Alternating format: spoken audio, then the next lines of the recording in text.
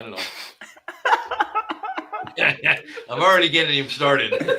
Hello, I'm Bill Fairman. This is Wendy Sweet, and that is Jonathan Davis. We are Carolina Capital Management. Thank you to the Passive Wealth Show. Thank you for joining us on the Passive Wealth for Show. everyone who wants passive wealth. That's right. Have any of you guys ever been interested in self-storage and wondered, how to underwrite a property? Is it going to be a decent value add, or are you just buying something that's already performing and a long teaser, you're just gonna shut up? All right, well, I'm just gonna get to it then. This is more like foreplay. We'll let you know as soon as we come back.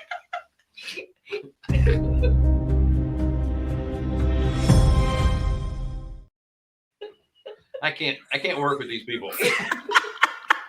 Shame he has no choice, right? I would leave, except they have us locked in this room. So anyway, that's us. All right, so we are Carolina Capital Management. We make investor loans in the Southeast. If you're a borrower interested in borrowing money, then go to our website, carolinahardmoney.com. Click on the Apply Now tab. If you're a passive investor looking for passive returns, click on the Accredited Investor tab. Don't forget to like, share, subscribe, hit the bell.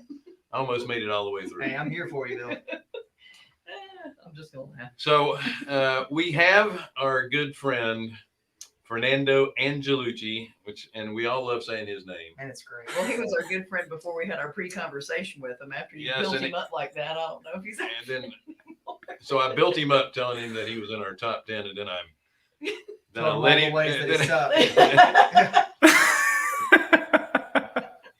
But we do this because we love each other. Right. That's right. That's right. Actually, Fernando was in statistics was in our top 10 of videos viewed this past year. That's right. So congratulations. So it's great to have you back. Look, the story. I love that. You like that? That's great. I love that. So are you using that on all your own podcasts and videos? Yeah, so we figured that it'd just be easier to find the alliteration. So my business partner that does all the marketing came up with it. He thought it was a little bit less of a mouthful than Titan Wealth Group and Impact Self-Storage. So the storage stuff. I love it. I love it. Yeah. What are we? Lullaby lenders. There you go.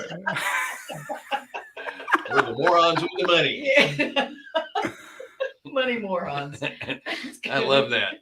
So I don't want to take too much away from Fernando's stuff, but he's going to teach us how to, and this is going to be a two-parter. So we're going to have him back on another show. He's going to kind of go through what all they go through in underwriting self-storage properties. Awesome. So you know what? I'm just going to say, take it away, my friend. Okay. You guys mind if I share my screen here? Do. Not at all. Absolutely. All right. Just had a little presentation built for you guys. Unless I have to give you permission. I think Sharub has to do that. No, there you go. Great, cool. Bomb.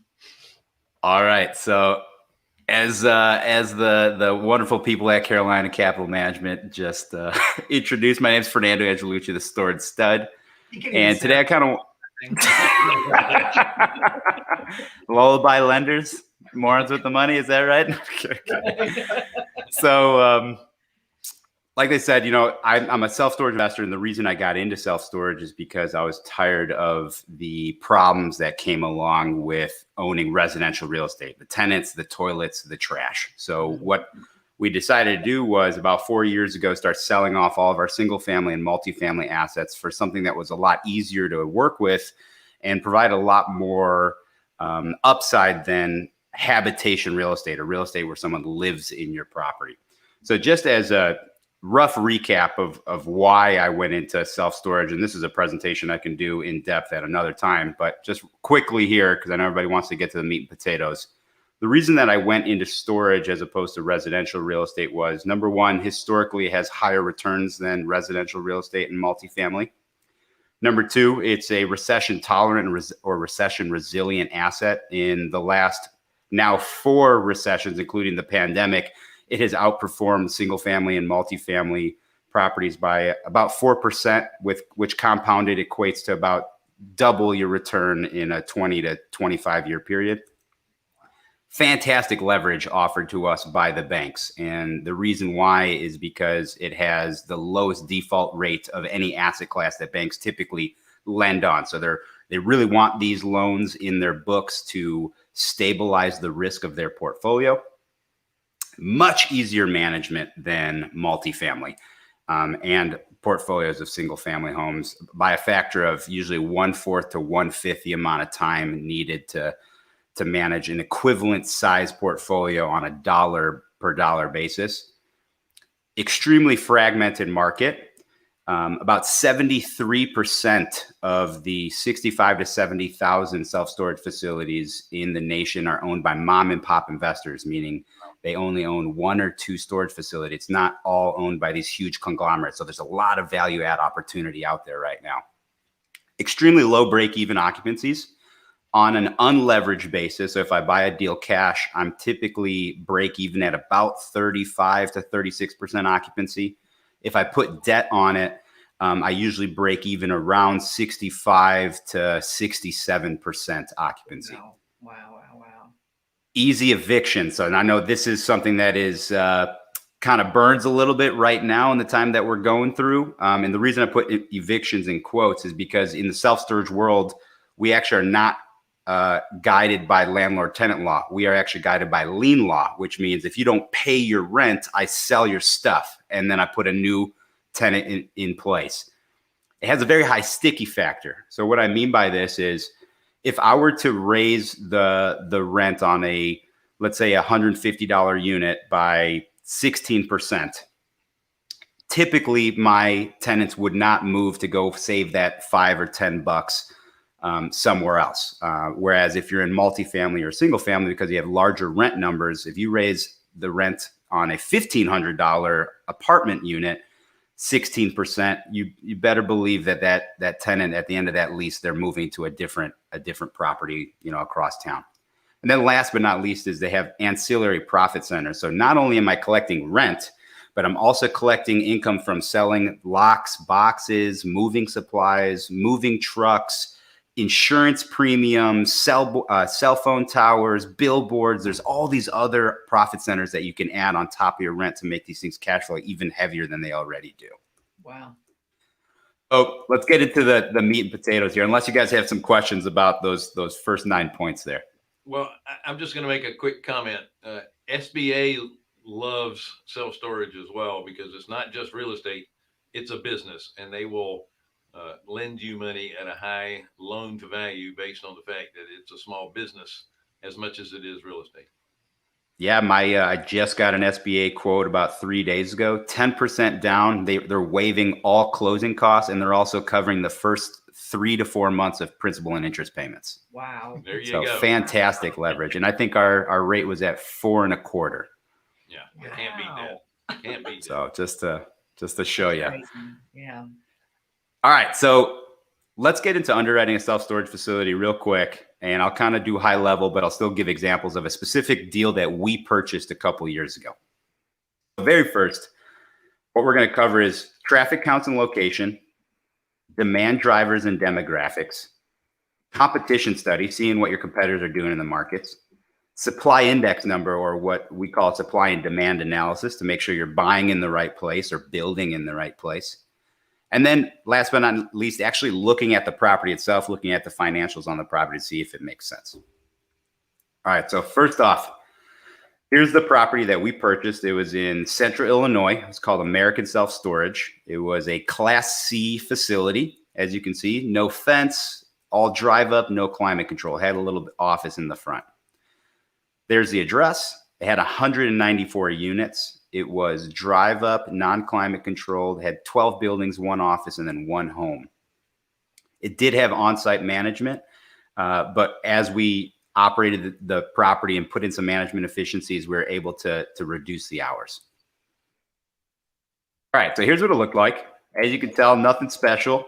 It's solid Class C facility with a little bit of value add that need to be done. So on the traffic counts, one of the reasons why traffic counts are still important for self-storage is because the majority of your tenant base or customer base are coming from a small trade area, typically a 3 to 5 mile radius around your self-storage facility. What we've seen is that these tenants typically choose a facility that they've seen before. So they drive to and from work every day. They don't really notice a self-storage facility. It's kind of in the back of their mind. But then all of a sudden, when the need hits them, they're moving, they're changing jobs, they remember this facility that they drive past all the time and then go in to get a unit. Now, with the advent of the internet becoming more and more popular and these cell phones that have just insane computing power just in your pocket, what we've noticed is now the spread of people coming in is actually starting to move towards online.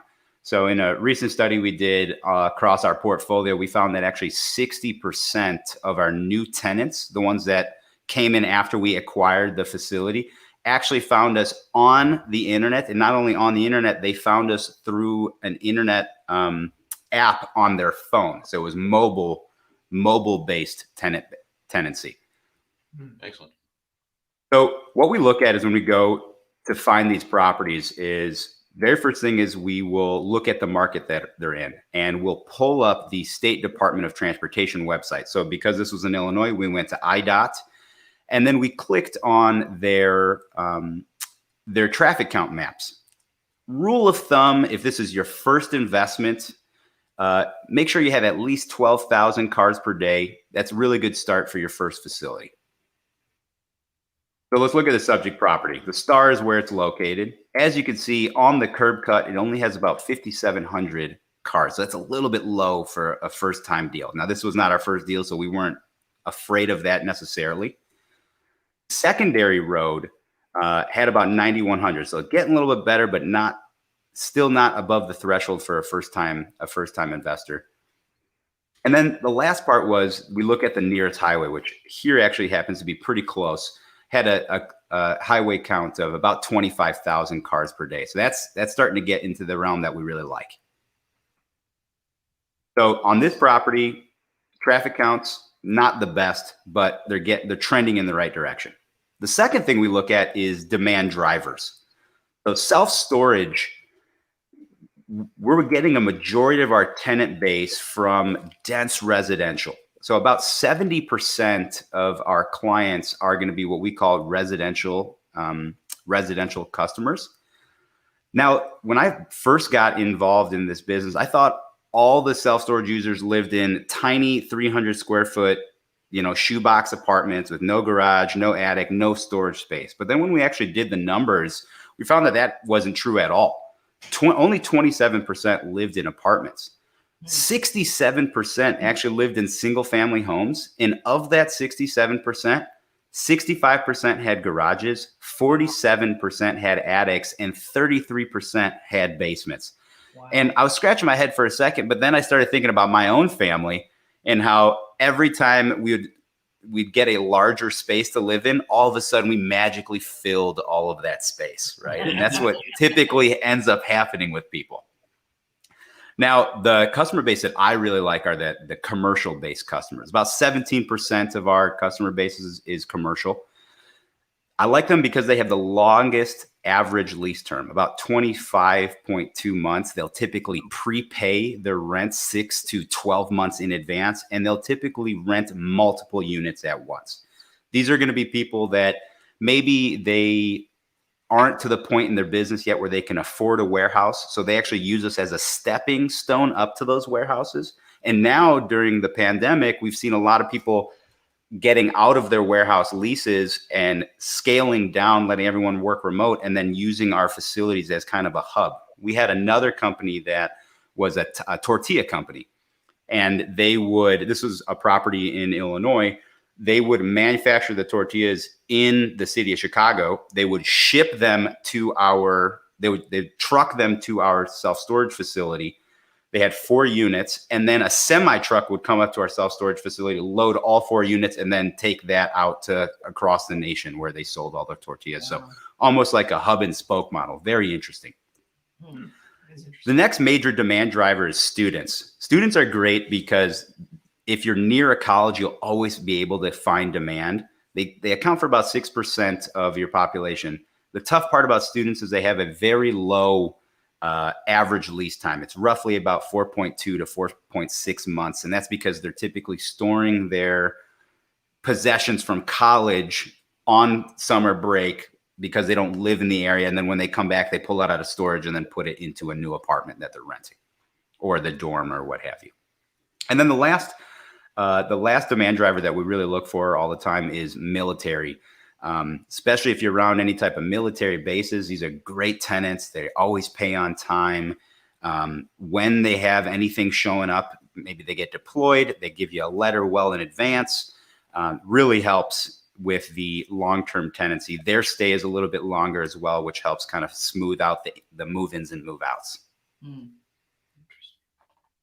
So let's look at our subject property. As you can see, the property is on the lower left-hand side. You can see a large neighborhood over to the northeast of the property. So that's very good for us.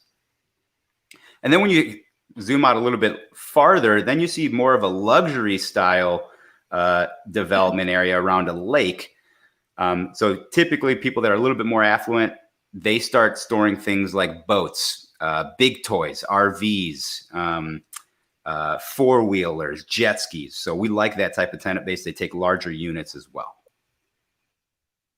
So how do we pull our demographics for a self-storage facility? Well, like I mentioned before, we create what's called a trade area radius.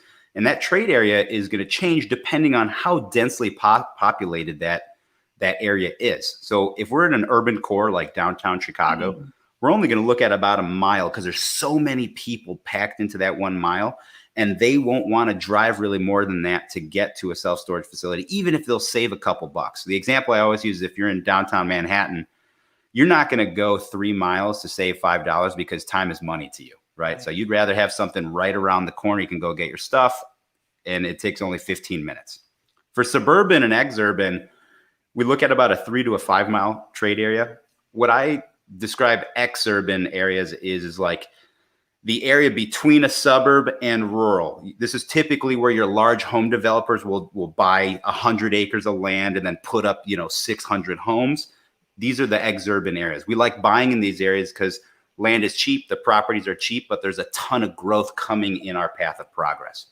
And then rural properties, which we've actually made a lot of money off of rural properties, we'll use a 5 to 10 mile radius. If it's a hub city or hub town where maybe has like a super Walmart, we'll even expand that trade area out farther, maybe 15, 20, 25 miles, depending on where people are coming from to use the storage or to shop at these super Walmarts. 90% of your tenants will come from this trade area. So it's very important to make sure you identify the proper one. So self-storage is highly localized, which gives us opportunities to find underserved markets. I always kind of chuckle when people say, oh, self-storage is so saturated. It's like, is it? Where is it saturated? Tell me. Well, I heard Chicago saturated. It's like, okay, what part of Chicago? Chicago is massive. So what 3 to 5 mile area are you talking about that's super saturated? We can be in a pocket that has so much supply that all the competitors are undercutting each other, only 50% occupancy, but then you move 5-6 miles east or west, and all of a sudden, every facility is at 100% occupancy with wait lists. Rents are going through the roof, and nobody's moving out. So it is a very hyper-localized business. So how we usually do this is we'll use demographic software. SiteWise Mobile is a free app that I've used in the past. We also use Esri data. And the things that we're typically looking for are going to be renter population, total household income, total households in the area. And then we'll draw these trade areas using Google Earth. Again, another free app that you can use. So let's look how we do this. Here's an example of SiteWise Mobile. This is the subject property in Danville. So I just drop a pin on it and I drew concentric circles, a 1 mile, a 3 mile, and a 5 mile radius, just to see what we have. And then here's all the demographic data that it gave me. What's the population?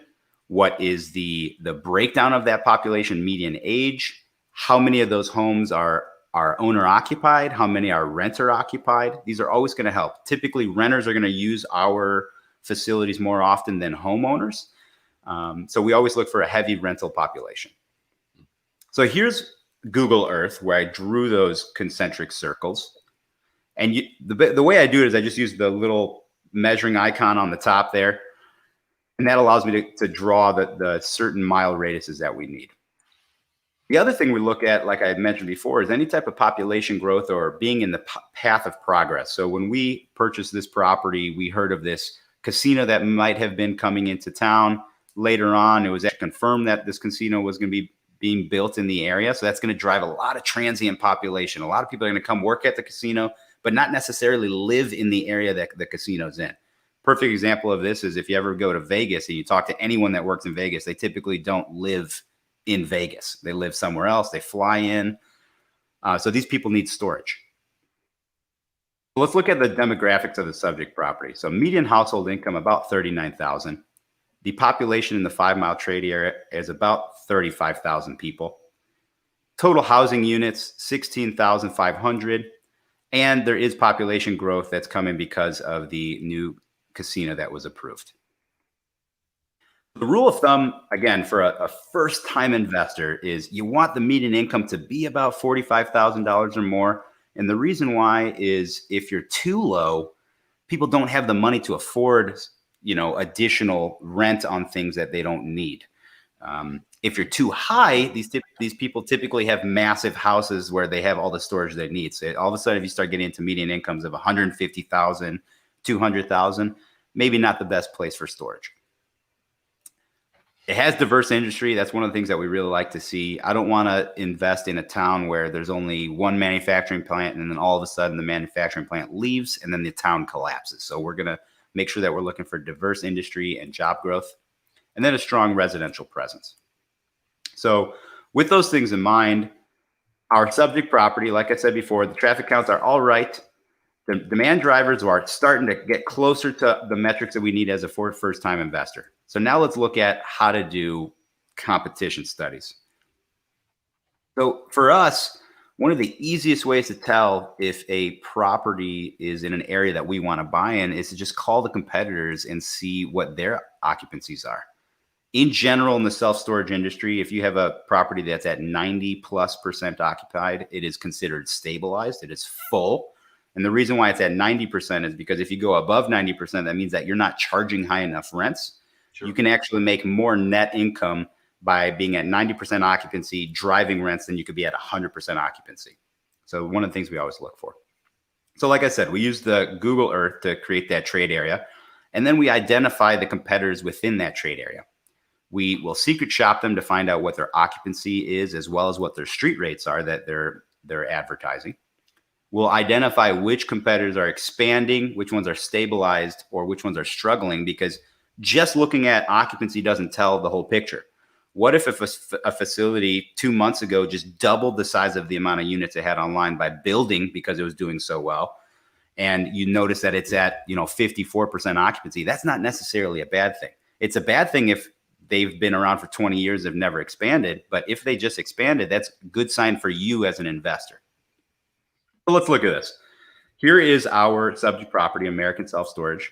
And you can see as far as population and as far as the breakdown of where the competitors are, we're sitting pretty. We have one competitor that's right up the road. We actually are under contract to buy that competitor right now. And then the rest of our competitors are past the 3 mile radius range. So we're capturing a lot of customer base that don't have other options for storage, or maybe they don't want to go all the way into town to get their storage needs fulfilled. So there's the first competitor. And then here are the remaining ones outside of our 3 mile radius. So how do we do this competition study? Well, we become secret shoppers. So very first thing is we're going to call the competitors. And we're going to try to see how much information their manager is willing to give away to us without realizing what we're doing. We're going to ask everything from what type of units do you have? How many do you have occupied? What are the rates? What are the street rates versus what are the discount rates you'll give people if you're trying to run promotions to fill up? And we're going to track all these things in a spreadsheet.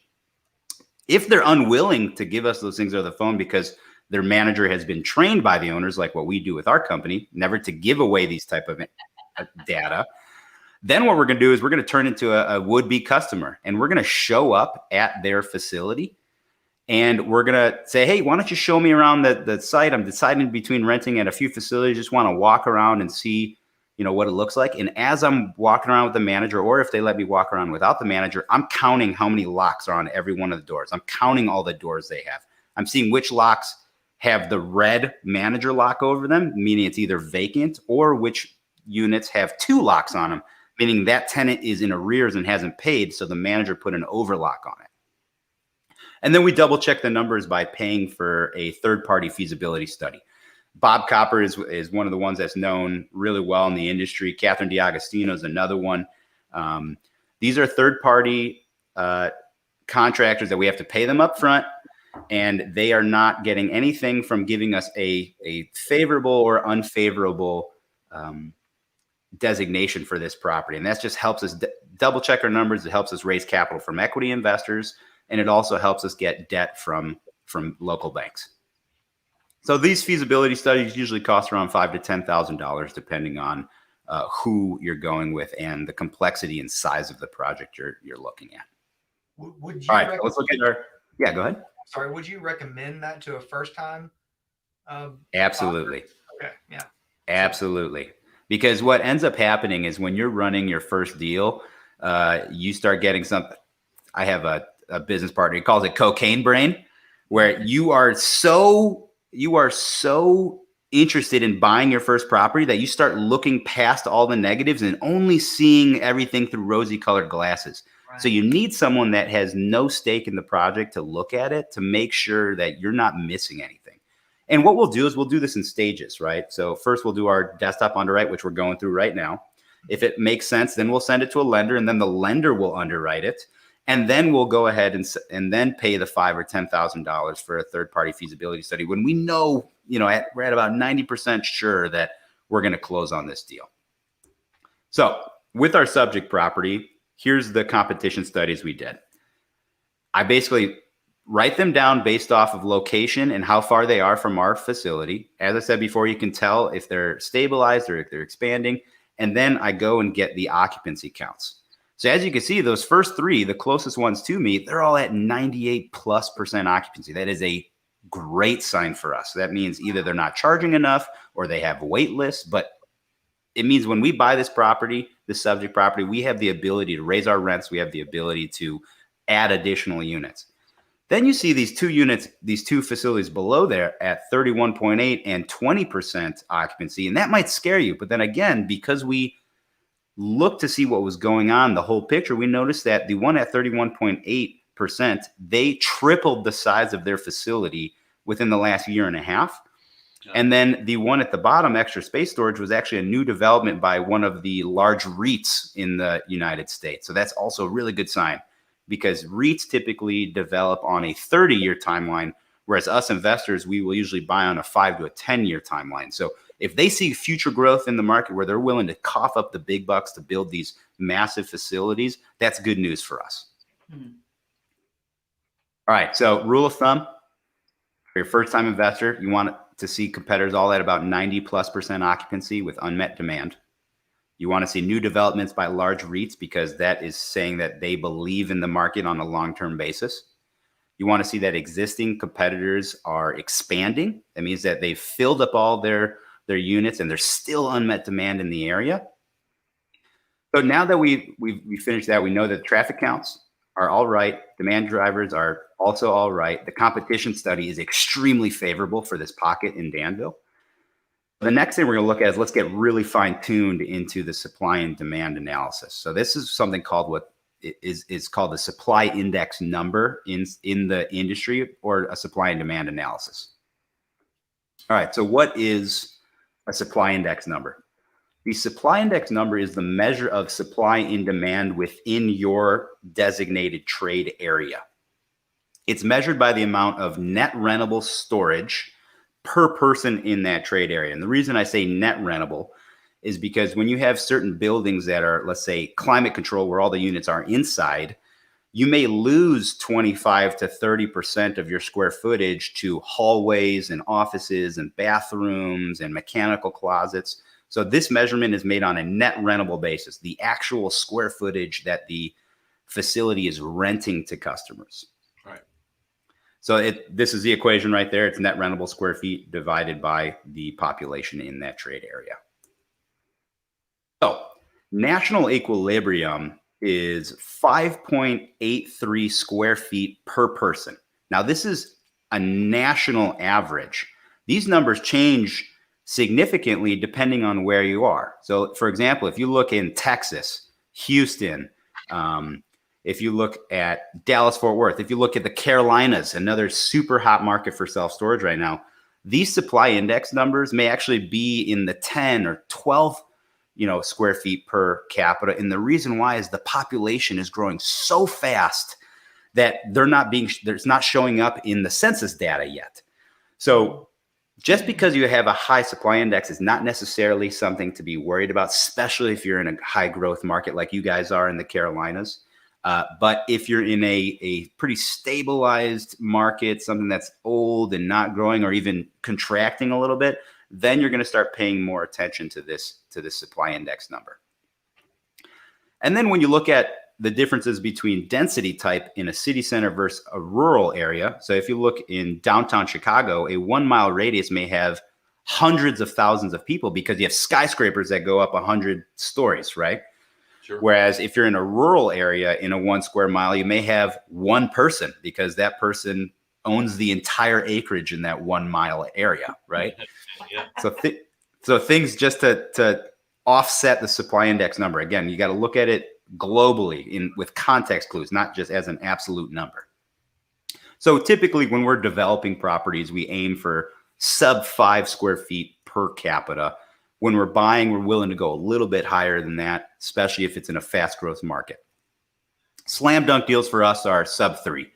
If we can find sub 3, I'm trying to buy literally any land for sale in that area and put up as much self-storage as I can in a short period of time as possible. Nice. All right, so how do we pull the supply index number? Again, we're going to go back to our trusty friend, Google Earth, to do the desktop underwrite. We're first going to find the net rentable square feet of each competitor using a measuring tool. Now, this is a free way to do it. There's also paid ways to do it by going to these aggregator websites such as Radius Plus, Yardi Matrix, REIS data. These subscriptions usually cost $15,000 to $20,000 a year. It's not typically worth it for a first-time investor, but once you start catching steam and you're like us where you're buying 10 to 15 of these self-storage facilities per year, 15 grand really isn't that much and will save you a lot of time on this underwriting. But because this is geared towards the first-time investor, I'm going to show you how to do it for free. It just takes a little bit longer. So we're going to pull up our competitors on Google Earth. So this is the closest competitor that's about a half a mile up the road, called Hillary Storage. We're going to look at the buildings and we're going to use this polygon tool. That polygon tool is going to allow us to measure each one of these buildings and it'll tell us the square footage of that building. So then we take the total square feet and then we know that because this is a drive-up building, it's not climate control. That facility, that number is the actual number. Right? There's no hallways in these buildings. And you can tell based on just what the building looks like. When it's these row buildings, these are typically non-climate control. You just drive up to your unit. So each one of these units have about 4,500 square feet per. Now, like I said before, with some of these REITs and some of these larger climate control facilities, you actually lose about 25 to 30% of the space to hallways and common areas. So let's do an analysis on one of those types of buildings. Let's go to that REIT that's in the market. Extra space storage. It has about a gross square footage of 78,000 square feet, which means the net rentable square feet should be roughly around 55,000. So here's the polygon I drew. The reason I cut out that little piece is because I actually drove the facility and realized that they rented about a fourth of that building to a gym. So wrote out that polygon. That's how I got that 78,000 square feet. And then we did the equation to figure out what the net rentable was. All right, so I did that with all of the facilities, and here you can see the numbers. This allows me to get all the square footage I have in the trade area and then divide it by my population that I have in that area. So when we did that, you can see here is our supply index numbers. So because it's a more rural property, we're going to be looking at the 5 and the 10 mile numbers. You can see a 6.1 to a 5.1. So still pretty good, a little bit higher than what we see for development property. But because this is in a stabilized market and it's an existing facility and all the competitors are fully occupied, we're very comfortable with this property here. So why is the 3 mile supply index concerning? Well, it's because our closest competitor is half a mile away from us. So how do we mitigate against that? By exactly doing what we're doing right now, purchasing out our competitor. And we're able actually to pay more than what we were able to pay on the subject property, because when you aggregate self-storage, when you go to sell or go to refinance, you get better terms and you get lower cap rates on your sale. So we're actually able to pay more once we've established a foothold in that market. Wow. Second way to mitigate is to just buy at a high cap rate. If we can buy it at a high cap rate, I don't care if this thing's not going to value add, because it's going to cash flow day one. It's going to pump out a lot of cash.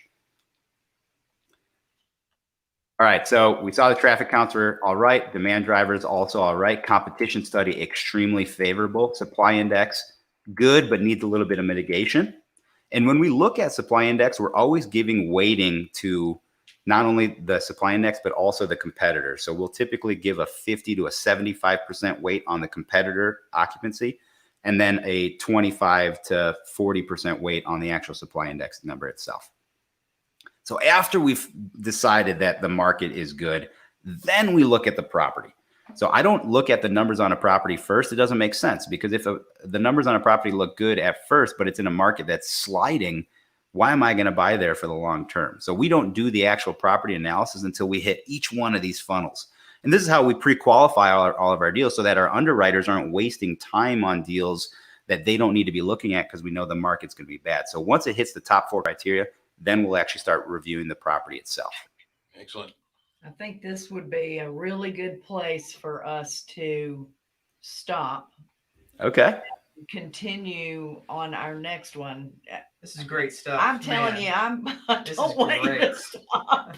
It's really good. It's really good. It's so detailed. I even texted one of my business partners and said, you need to get online and watch this. Really, really good. Yeah. Really. So Scott made a smart ass comment. I've never seen Bill so quiet for so long.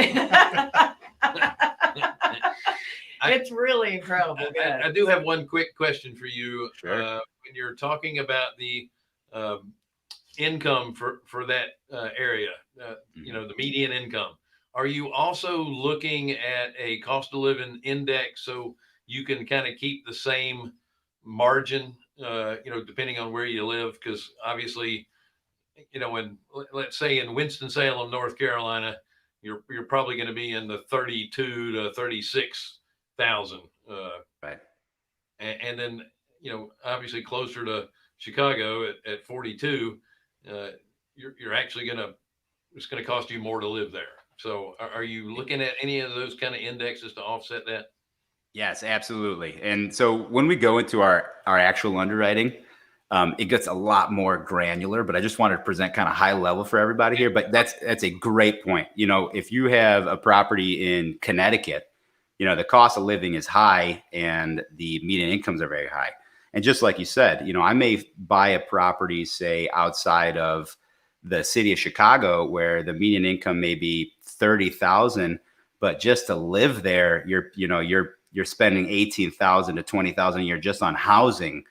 So these are the factors that we're always going to mitigate against. And we usually do this by categorizing the area based on a primary, secondary, or tertiary market. And that usually helps as well when we look at the cost of living index compared to the median income. Excellent. Great stuff. Good stuff. Unbelievable good stuff. Yeah. And I'm sorry that we have to stop, but we're running out of time on this one. It's okay. I want to make sure we tease it for the next time you're up. Yeah, for sure. Do you have any idea when you're on the calendar? Because I forgot to look. I don't know. Scott, do you know? It's going to be soon. It's going to be soon. I can't wait. Yeah, pull it up. I get into the property analysis. Yeah. Yeah, I think we tried to do it as back to back as possible. So Teresa's got that information, and we'll definitely promote that as we send these announcements out to our list. Yeah. Fernando, Sure. you did an awesome job. Thank Good you stuff. so much. Awesome. Storage stud. Learn This is storage stud. Yes, he is. It's true. It's true. Folks, thank you very much. You can add some questions here and we'll keep our eye on it. And you can add your questions over to in the chat side and we'll make sure that Fernando can answer those on the next show. Okay. So Absolutely. thank you so much for joining us on the Passive Wealth Show. Can't wait till next time. What? I said I can't wait till next time. I know, yeah. Because Stop interrupting me. I have a hard enough time saying all this stuff. he hasn't talked in 40 minutes. He's Don't say it. We are Carolina Capital Management. We are a lender in the Southeast for investment properties. So if you're a borrower, go to carolinahardmoney.com, click on the Apply Now button. If you're a passive investor looking for passive returns, click on our Accredited investor tab. Don't forget to share, like, subscribe, hit the bell, all that good stuff. Don't forget that we have a link there into the QuestCon event coming up April 17th and 18th. If you use the link that's in the chat, you get half price on your tickets. It's all about It's lending. all about lending this time. Is there anything else? That's it. no, you did great, Bill. Okay, thank you. I finally get to talk again. It was exploding. Fernando, thank you again. Awesome stuff. And we'll have Just him back awesome. shortly with the second half. And I can't wait. 'Cause Maybe it should be 3. It's great information. Yeah, we may do a third. Yeah. All right. Everybody have a great day. We'll see you next week. Thanks.